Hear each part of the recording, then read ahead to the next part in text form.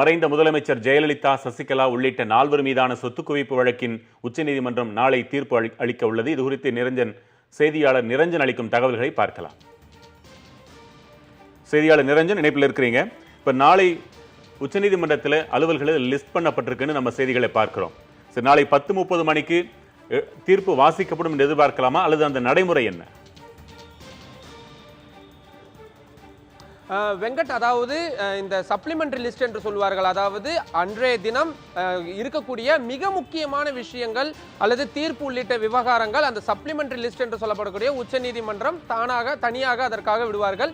அந்த சப்ளிமெண்டரி லிஸ்டில் தான் தற்பொழுது உச்சநீதிமன்றம் ஜெயலலிதா, சசிகலா, இளவரசி மற்றும் சுதாகரன் ஆகியோர் மீதான அந்த சொத்து குவிப்பு வழக்கின் தீர்ப்பானது நாளை காலை 10:30 மணிக்கு வெளியாகும் என்று கூறியிருக்கின்றார்கள். அதன் அடிப்படையில் சரியாக 10:30 மணி அளவில் இதற்காக இந்த நீதிபதிகள் பினாக்கி சந்திரகோஷ் மற்றும் அமிதவராய் ஆகியோர் தான் இந்த வழக்கினை உச்சநீதிமன்றத்தில் விசாரித்து வந்தார்கள். அதன் அடிப்படையில் இந்த அமர்வு நாளை தினம் சரியாக 10:30 மணிக்கு இந்த தீர்ப்பினை கொடுக்கவிருக்கின்றார்கள். தற்பொழுது கிடைத்திருக்கக்கூடிய கூடுதல் தகவல்களின்படி 2 பேரும் தனித்தனியாக அந்த தீர்ப்பினை வழங்கவிருக்கின்றார்கள் என்ற ஒரு தகவலானது கிடைத்திருக்கின்றது. அதாவது பினாக்கி சந்திரகோஷ் தனியாக ஒரு தீர்ப்பினை வழங்கவிருக்கின்றார், அமிதவராய் தனியாக ஒரு தீர்ப்பினை வழங்கவிருக்கின்றார் என்ற ஒரு தகவலானது கிடைத்திருக்கின்றது. அவ்வாறு வழங்கப்படும் பட்சத்தில் அதில் ஏதேனும் முரண்பாடுகள் இருக்கும் பட்சத்தில் 2 நீதிபதிகளும் வேறு மாதிரியான தீர்ப்பினை வழங்குகிறார்கள் என்றால் அது இன்னும் கொஞ்சம் சிக்கலாக்கிவிடும்.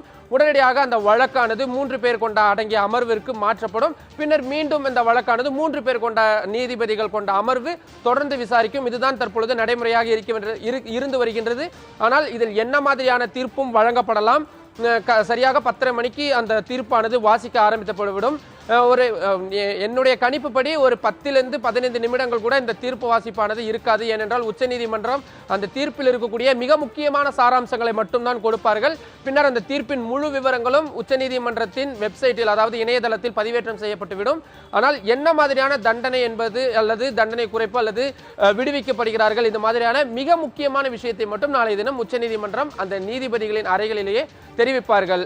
வெங்கட், நிரஞ்சன், இதுல 2 பேரும் மாறுபட்ட தீர்ப்புகளை அளித்தால் அதற்கு மேல் செல்லும் என்று ஒரு வாய்ப்பு மட்டும் நீங்க சொன்னீங்க. இதே போல மற்ற என்னென்ன வாய்ப்புகள் எல்லாம் இருக்குன்னு விரிவா சொல்லுங்க.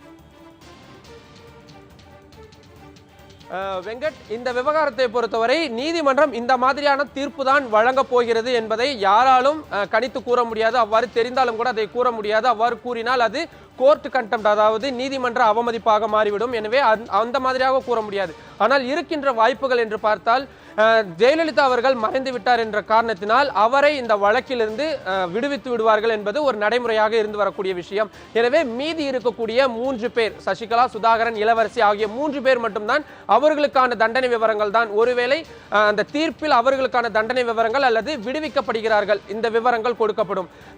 சசிகலா, சுதாகரன், இளவரசி ஆகிய 3 பேரும் கூட்டுச்சதியில் ஈடுபட்டார்கள் என்ற ஒரு குற்றச்சாட்டு தான் அவர்கள் மீது இருந்து வருகின்றது.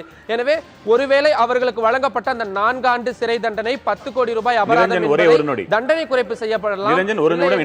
தண்டனை